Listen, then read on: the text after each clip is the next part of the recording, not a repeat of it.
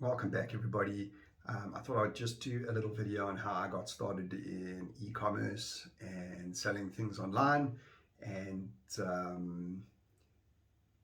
just basically so you get a more personal idea of how your route can go.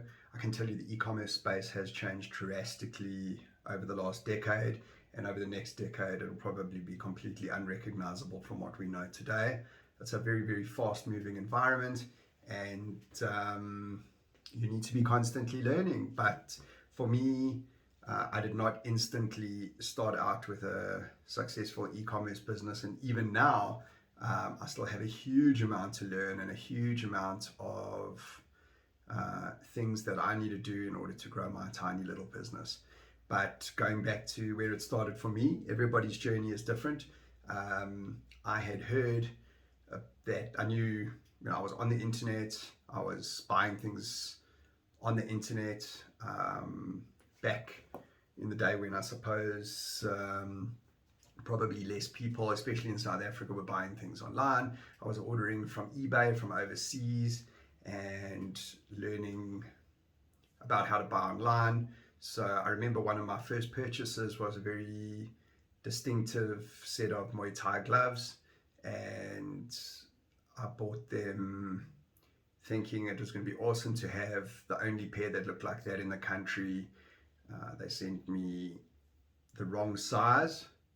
They sent me the wrong size, and I was quite upset, but I decided to reorder. Back then, the shipping was way too expensive to, just send them back internationally.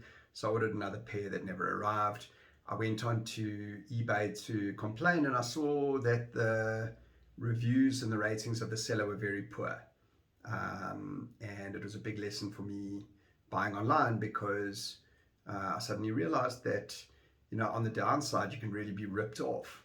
And on the upside, if I had known to look at the reviews, known to look at the ratings, I would have seen how this person responded to all the other customers who were also being ripped off by swearing at them and refusing to acknowledge any fault. So even though I had not had a great experience, I realized that there was a lot of opportunity, because if people are doing things badly, you can do things well, and you can actually make money. And even the guys doing things badly, it was kind of I suppose, the wild west of the internet back then. But I decided to start some online businesses. So I am an obsessive business starter, and most of them don't work. Some of them make a little bit of money. Thank goodness now I've kind of settled down a little bit. But in the beginning, I really didn't have a clue. I still sometimes feel like I don't have a clue. And one of my first few ventures were not really strictly e-commerce in the sense of trading tangible goods. I tried all sorts of things to make money online. I was chasing passive income. I got completely scammed, buying real scam, get rich quick courses, spend money on all sorts of garbage that I didn't need to. Wanted to build a website, couldn't figure out how to build a website. Eventually, I managed to get a little bit of guidance from a web designer, how to host a website, and taught myself a content management system called Joomla, which I think is still going today, although I haven't used it in a long time. And I used Joomla to build a web directory. I think back then search engines were strong, but probably not as strong as they were today, and directories were more prevalent. So I built a little directory, and eventually I managed to get people to sign up. It was basically just free advertising. I thought it was pretty unique, but in hindsight, it wasn't really that unique. Anyway, I had found out about Google AdSense, where they pay you to place ads on your site, put ads on the site. It was really a great learning experience. I never made much money. I was making probably 100 Rand a month from it, if that, which the South African Rand is worth peanuts. So I suppose if you compare, I could buy a few cups of coffee or a meal with that money a month. But it was a really good learning experience. Eventually I had to take down the site because people were putting up all sorts of obscene photos and that sort of thing. I'm not going to mention what they're putting up because probably YouTube will lower this video in the algorithm if I give a description of what people were loading onto the site, and it took a lot of effort to stop it. I decided that it just wasn't worth it, went on to other ventures. Being into mixed martial arts, I started looking for things relevant to that. Back then, Google was doing a series of algorithm updates, but they hadn't quite got to where they are today. So I had a website called MMA Pages where I sold affiliate programs. Affiliate programs is basically where you'll have you'll have a website or another channel, and you will send traffic to an affiliate product, part of an affiliate network. So back then I was using affiliate networks like ClickBank and ShareASale. Some of my products that I managed to send traffic to made a little bit of money. I sent traffic for a subscription course in mixed martial arts and some other programs in boxing and related things. And I still remember when I first got ClickBank actually sent me a check, which I don't think I would accept a check from anybody. Even back then, I wasn't really keen to accept a check. But I was very, very excited because it was really just like in all those get rich quick videos that you see, with somebody holding up their check. And I was very excited because it was 2,000 Rand, which back then was still not a lot of money, but it was way more money than I'd expected to make online. Sold stuff for ClickBank for quite a while, all sorts of different products, and learned how to drive traffic. Back then, SEO was, there's white hat SEO, black hat SEO, where you're doing things right, where you're doing things to try game the system. Back then, with Google not being as sophisticated as it is today, I used to just get a lot of backlinks for my site, which generated a lot of traffic until Google did their Penguin update, and all of a sudden that website just crashed and burned. So I looked at other ways to sell things. Back then, before Google did their EMD algorithm updates, you could buy an exact match domain, and you could rank for that term. So I went on to do some keyword research, found products related to contractors, building contractors, that sort of thing. I remember one of my websites, Modern Kitchen Designs, literally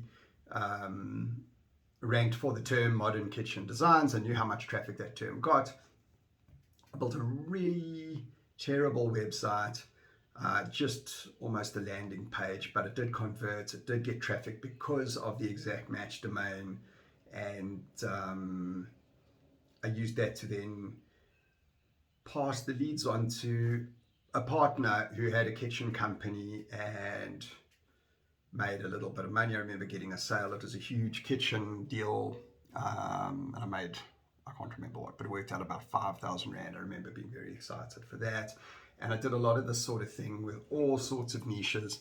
Most of them, I can't even mention them all. I can't even remember them all. Most of them really were absolutely atrocious, and I made no money. But I kept going because I was pretty convinced that if you can get this right, then you can actually do well. Another example of a business I did, I'm mentioning these so that you guys know my history, I suppose, and also what can work, what can't work, what's absolutely terrible. Some advice I can give you is if you're going to form partnerships with people, you obviously need to deal with people with some integrity. So one of the hardest lessons I had is I had a website that was about Wendy houses, which are basically, depending on where in the world you're watching this, you might not call them Wendy houses. So maybe they wooden garden sheds. I don't know what they call them elsewhere. But basically, I had this Wendy house directory, and the plan was I was going to charge people that make Wendy houses to be on there. I didn't really manage to sell a lot of advertising on my site. I was pretty terrible at selling those ads, but I did get a lot, people don't know how to use the internet even today, and I used to get a lot of people filling in the contact form wanting a Wendy house. So eventually I thought, well, what if I could actually provide it? So I built a couple of related websites that are optimized, selling Wendy houses. Later on, I expanded that into log cabins, even horse stables. And I found a guy with a manufacturing facility that could, I can't even remember the name of the process, but basically this guy could cut wood, the right wood into the right size, and he had a team that could go out and build the log cabins, the Wendy houses, the horse stables. So I did a partnership with him where I had a little company, I would invoice the clients, he would go out and be the backbone of the work, and he would go build the structures. In the beginning it went very well and everything was great. I mean, we did actually quite a lot of turnover. We did R500,000 worth in a year, which, even though it's not a lot, compared to, it was vastly more than anything that I had done with any of my other ventures. So I was really excited. I really wasn't making a lot of money because the margins were so slim, but I also wasn't doing a lot of work. My business partner, on the other hand, I didn't realize was actually, I'm trying to think of a polite way to put this, but basically he was doing side deals and that with my customers. An example being, somebody phoned to complain that the first structure we built for them was outstanding and the second one was terrible and they wanted their money back. And when I looked into it, we had never built them a second one, but my partner had gone behind my back and built them a second one at a discount so that he could cut me out. So if you do start a business, I think it's like any other business, try and make sure that you work with people that have got integrity. It's not always easy to tell that. This guy actually wound up getting even worse and worse. Eventually just started hiring guys on the side of the road, dropping them off at sites and not even doing the work himself, not supervising it.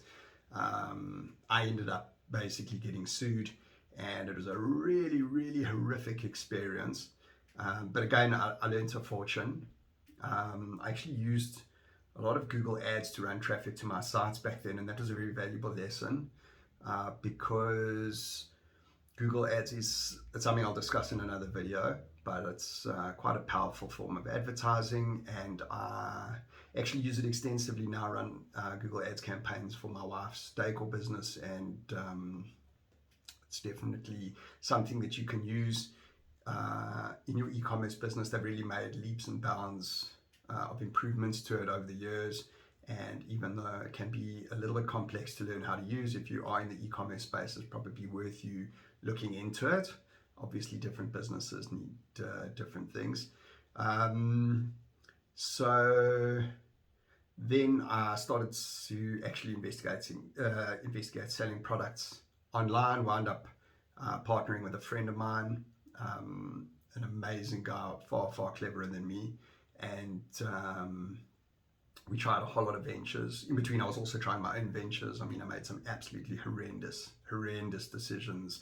I sold sanitizer at the wrong price. I'm still sitting with it. We had a venture where we did clothing, we did other niches of products that we really didn't know what we were doing.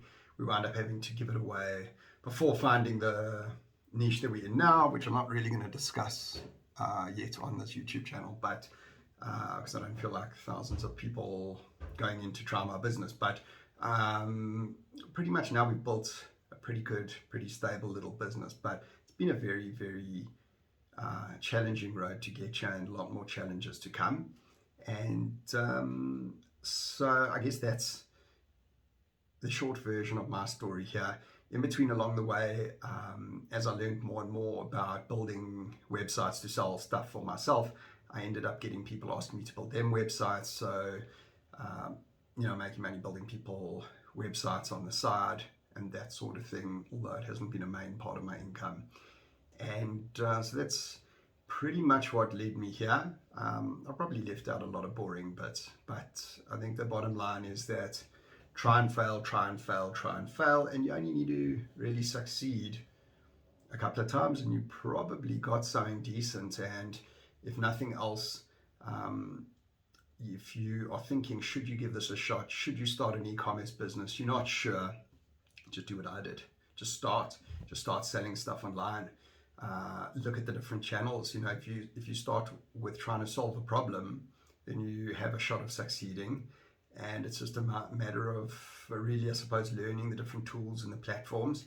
I'll go into them in other videos. If you have enjoyed this video, then please like and subscribe, and I'll see you next time.